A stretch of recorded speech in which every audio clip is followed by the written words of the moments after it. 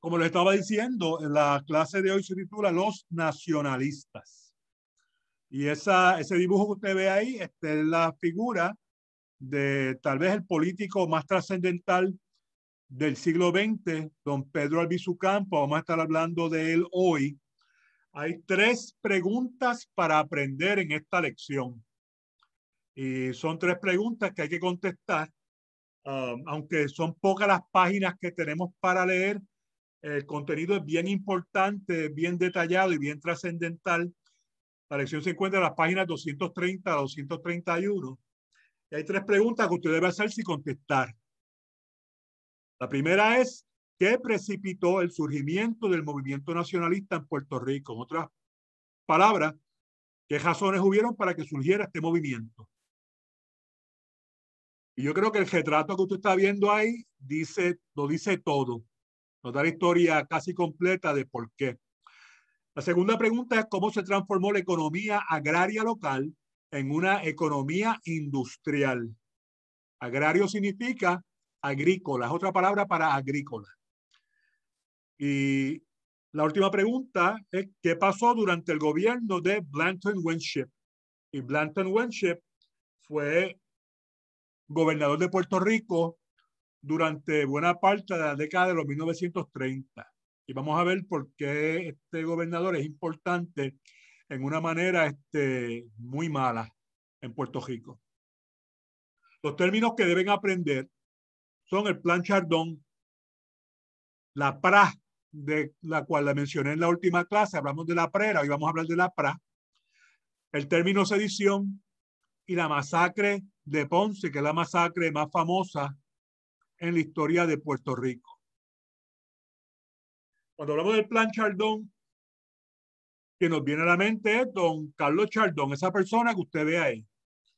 Carlos Chardón junto a el presidente de la legislatura, que era don Luis Muñoz Marín, y Rexford G. Tugwell, que era gobernador de Puerto Rico durante la implantación de Don New Deal. Recuerden que Don New Deal fue un programa establecido por el gobierno federal bajo la presidencia de Franklin Delano Roosevelt para atender la situación bien grave de la depresión, de la Gran Depresión.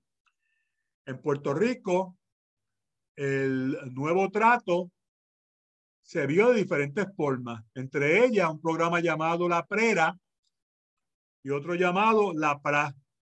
Y este señor que está aquí, pues va a ser una persona clave porque él concibió una reforma económica y social para responder a las necesidades del puertorriqueño.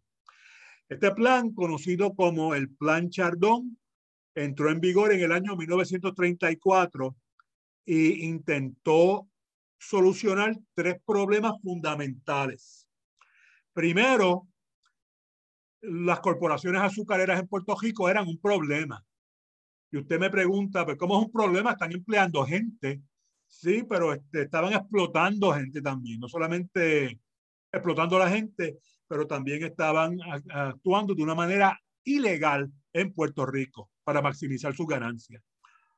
Otro punto que el Plan Chardón quería atender era el alto nivel de desempleo causado por la depresión, porque esa fue una de las cosas que causó, y el problema que había del crecimiento poblacional. Recuerden que cuando llegaron los estadounidenses a Puerto Rico, había cerca de 1 millón de personas, había 900 y pico mil de personas, no llegaba al millón, pero ya en la década del 30 había 1,5 millones. Y eso es una explosión demográfica inmensa. Eso es un aumento de un 50% de la población en apenas 30 años. Eso es un crecimiento bien acelerado. Y eso obviamente va a crear problemas, particularmente con los desastres naturales que estaban habiendo, los problemas salubres que Puerto Rico tenía, los problemas que tenía de liquidez. Y ahora sumando esta depresión, pues tener mucha gente va a empeorar la situación y el Plan Chardón quería bregar con eso.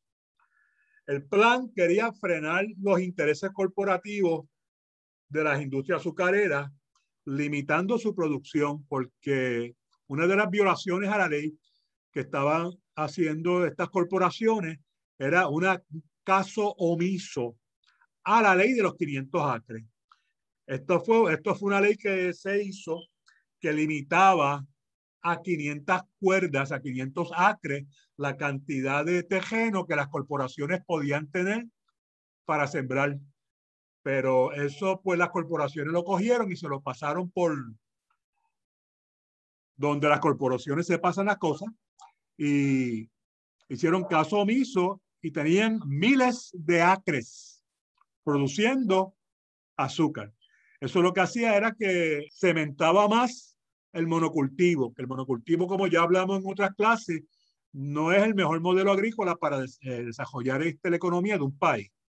Este plan también quería diversificar la economía, ampliando los productos, o sea, quería romper con estos monocultivos, ¿sabes? Que no solamente fuera la caña, porque la gente come más cosas que azúcar. También quería promover la industrialización, que en Puerto Rico apenas existía, la manufactura, y quería también desarrollar unas políticas de emigración para ir sacando a gente de Puerto Rico, porque eso se veía como un problema. Había mucha gente en Puerto Rico y a partir de la ley Chardón usted va a ver que va a haber una migración masiva de puertorriqueños a los Estados Unidos. Mis padres, ¿verdad? Fueron producto de su emigración a Estados Unidos, fue producto de estas políticas de emigración que se establecieron. Como les había mencionado antes, uno de los programas que se establecieron en Puerto Rico como parte de The New Deal eran las propuestas que puso el plan Chardón, crearon la segunda fase de The New Deal en Puerto Rico. La primera fase fue la PRERA y ahora pues se creó otra agencia, esta era conocida como the Puerto Rican Reconstruction Administration, popularmente conocida como la PRA. Esta fue establecida 2 años después de la PRERA, en 1935. Aunque este programa tuvo algún mérito, los logros que tuvieron fueron limitados otra vez por la corrupción gubernamental y las manipulaciones corporativas. Entre los éxitos que sí tuvo, logró reducir el desempleo hasta cierto punto. También ayudó en la infraestructura de la isla con la construcción de más viviendas.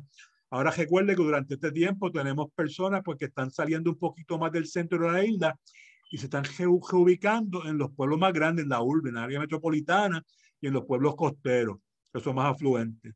También hubieron unas mejoras en la red eléctrica, la electrificación rural. Todavía muchas partes de Puerto Rico no tenían electricidad y ahora estaba llegando la electricidad al campo.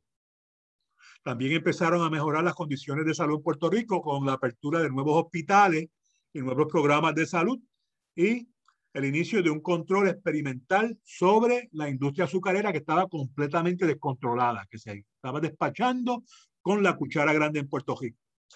Así que con el fin de la década, con el fin de los 1930, se acabó el programa de la PRA. Ahora, durante este tiempo, está creciendo el fenómeno en Puerto Rico del nacionalismo. En el plano político, tanto el nacionalismo como la figura de don Pedro Albizu Campos empezaron a ganar prominencia en la isla. Como les mencioné en la clase anterior, él fue un hombre brillantísimo que, ¿verdad? Por su inteligencia pudo adquirir becas que le ayudaron a estudiar en la Facultad de Derecho de la Universidad de Harvard y él fue el primer puertorriqueño en graduarse de la Escuela de Derecho de Harvard con altos honores. Este hombre, con la educación que tenía, fácilmente se pudo haber quedado viviendo en los Estados Unidos y vivir una vida muy afluente, pero él decidió regresar a su patria, a Puerto Rico, regresar a su pueblo natal de Ponce y empezar a defender a la gente pobre, a la gente indigente que había en Puerto Rico. Y eso hizo que él ganara mucha fama y mucha popularidad, no solamente en Ponce, sino que a través de la isla entera. Él creía firmemente en la independencia de Puerto Rico y se convirtió en presidente del Partido Nacionalista Puertorriqueño. Aquí en esta foto usted está viendo un meeting político y mire la cantidad de gente que está atendiendo el meeting del Partido Nacionalista, que estaba adquiriendo muchos adeptos. Estados Unidos, ¿verdad? No le prestó mucha atención a Pedro Albizu Campos hasta 1934. En 1934, pues Pedro hizo algo imperdonable para las corporaciones y para el gobierno norteamericano.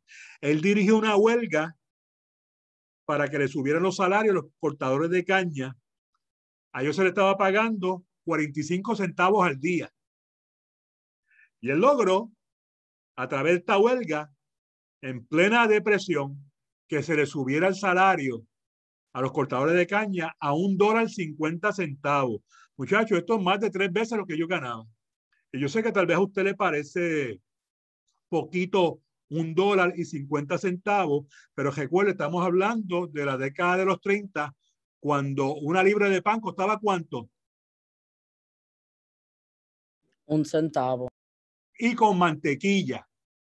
Y con mantequilla. Estos son muy buenas noticias, ¿verdad? Que este aumento de salario, una enorme victoria para los obreros en Puerto Rico. Y eso, pues, obviamente hizo que la fama de Albizu subiera en toda la isla y en Estados Unidos también. Y en Puerto Rico la gente lo quería mucho, pero las corporaciones americanas ahora lo odiaban porque pues, le echaban la culpa a él, ¿verdad? Que por su brillantez logró que pues, los obreros ganaran esta huelga. Mientras eso está pasando, Estados Unidos responde cambiando el gobernador. Y ahora envían a esta persona que usted ve aquí, que se parece a Hilder, ¿verdad? Bien militar se ve el hombre. Ese fue Blanton Winship. Él era un oficial del ejército de los Estados Unidos y lo mandan a Puerto Rico. Él tiene una mente bien militar y con su mente bien militar, lo primero que hizo fue militarizar a la policía de Puerto Rico, la policía insular. Yo no sé si usted ha visto un policía y ha visto un soldado. ¿Son lo mismo? No. Se supone que no, ¿verdad? Pero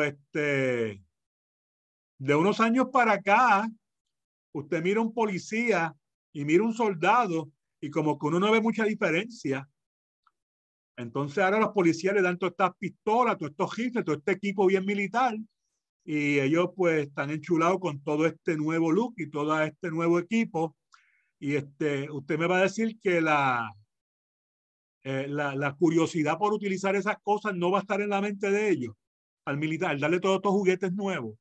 Pues claro que sí. Recuerde que el trabajo de la policía es ¿cuál? Proteger. Salvar y proteger a los ciudadanos, no abusar de ellos. Pero cuando tú empiezas a militarizar a la policía, la mentalidad empieza a cambiarle, la psicología cambia. Así que este hombre empezó a militarizar la policía y empezó a entrenarlos con metralletas, con gas lacrimógeno, con rifles, con carabines de alta potencia. ¿Sabes? Él estaba creando un ejército en vez de una policía, una fuerza policial. Considerar sedicioso a Pedro Albizu Campos, el FBI empezó a perseguir a Pedro Albizu Campos. Cuando digo a perseguirlo, me refiero a la palabra en inglés harass. ¿Usted sabe lo que significa la palabra harass? Molestar. Como que estás en la tienda y ves que te están velando. Saliste al patio de tu casa y viste un carro parqueado al frente de tu casa y te están velando. Esas cositas así. La policía observaba su casa y el FBI interceptaban su cogeo, le robaban el cogeo, la correspondencia para ver qué había. Interrogaban y molestaban a los vecinos y arrestaban a miembros del Partido Nacionalista porque los veían como sediciosos. Y Pedro empezó a recibir también amenazas de muerte.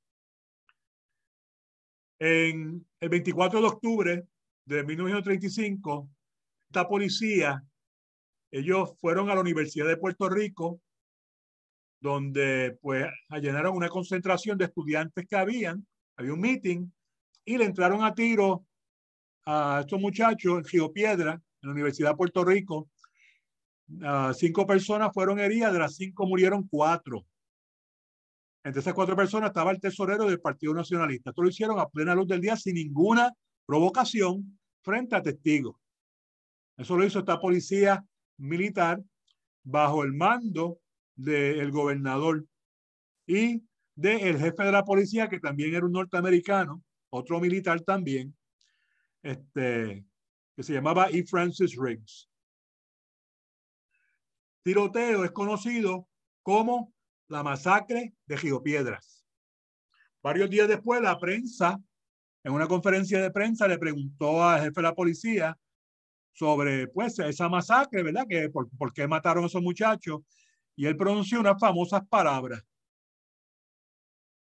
Él dijo que si Pedro Albizu Campos continuaba con su agitación, y no había ninguna agitación porque él simplemente estaba ejerciendo su derecho a la libre expresión, que la Constitución nos garantiza que habrá una guerra a muerte contra todos los puertorriqueños. Básicamente, él decía que si Pedro Albizu seguía expresando sus derechos constitucionales que tiene toda persona en Puerto Rico, que iba a haber una guerra contra los puertorriqueños. Ese es el título de uno de mis libros favoritos de historia de Puerto Rico. Se llama Guerra contra todos los puertorriqueños. Y esas fueron sus palabras.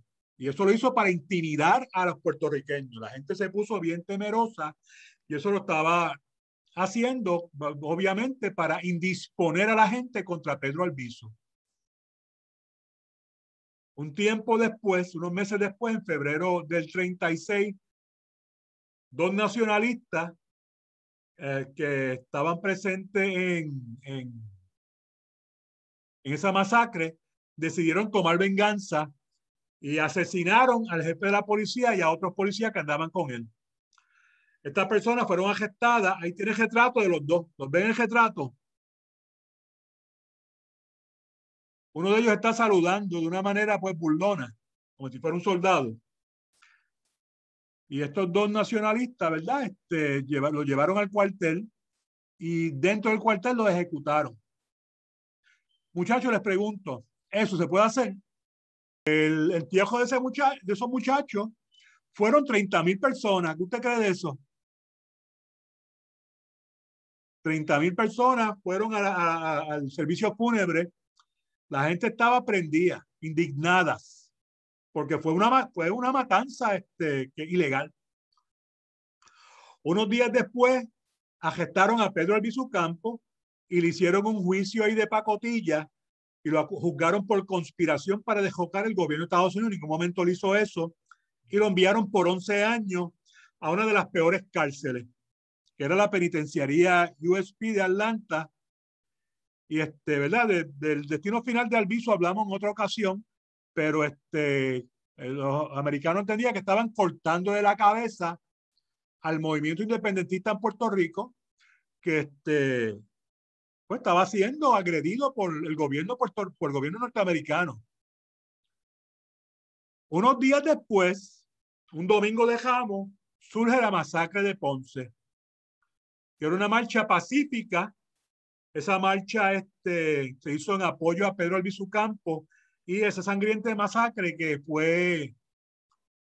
era legal porque el alcalde de Ponce había dado su permiso. Tan pronto el gobernador de Puerto Rico oyó que esa marcha pacífica se iba a dar, mandó a la policía, encerraron a los que estaban desfilando. Era un desfile inocente, la gente estaba desarmada y la policía empezó a entrarle a metralletas a medio mundo. Murieron gente que lo que estaban, muchos de ellos guiando en bicicleta, pasando por allí, gente en los balcones mirando la parada, porque usted sabe que el puertorriqueño es bien presentado. Y mataron a 18 puertorriqueños, hirieron a 200. Eso fue a tiro limpio sin mirar a quién mataron. Entre los muertos había mujeres y niños, incluyendo una niña de 7 años que recibió un disparo por la espalda. Así que aquí hay más detalles de esa masacre y hay un video que usted puede ver. Las noticias llegaron a Estados Unidos y el Congreso estaba bien indignado con lo que estaba pasando. De hecho, un congresista norteamericano, Víctor Marcantonio, denunció al gobernador de Puerto Rico y pidió que lo votaran, que lo destituyeran por la violación crasa a los derechos civiles de los puertorriqueños.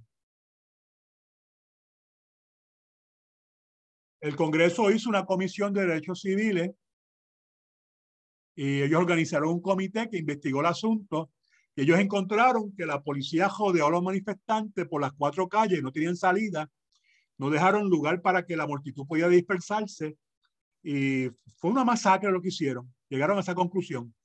Lamentablemente ni el gobernador ni ninguno de los subordinados fueron procesados por esa matanza. Nadie fue sancionado. Simplemente al gobernador pues lo votaron y no fue preso por nada. Más tarde, esta persona que usted ve aquí, Maynard Tidings, que odiaba a Puerto Rico, presentó un programa de independencia donde él pues, quería que pues, Puerto Rico le dieran independencia, pero de una manera tan y tan horrible que ni siquiera los independentistas querían la independencia de Puerto Rico. Así que puede leer de eso ahí. Ahí está el trabajo que tiene que enviar, que es simplemente una reflexión sobre Pedro Albizu Campos, los términos y las 3 preguntas. Y eso sería todo, muchachos. ¿Alguna pregunta?